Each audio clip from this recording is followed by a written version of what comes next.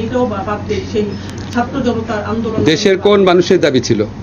সেটা আপনি তো বলছিলেন যে এরকম একটা দীর্ঘদিন আপনি বলেন, আপনি তো প্রশ্ন করছেন কোন মানুষের দাবি ছিল। আমি তো বলেছি কিছু মানুষের। কিছু মানুষ, হ্যাঁ, কাদের দাবি ছিল?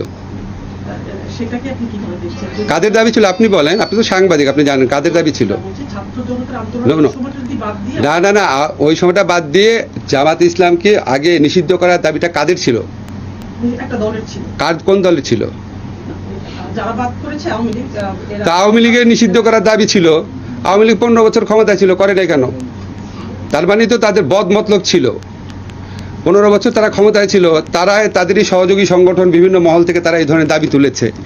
আবার আমরা অতীতে দেখেছি আওয়ামী লীগ জামাতকে সাথে নিয়ে 1986-এর ইলেকশনে গেছে, 1988-এ সংসদে একসাথে পদত্যাগ করেছে।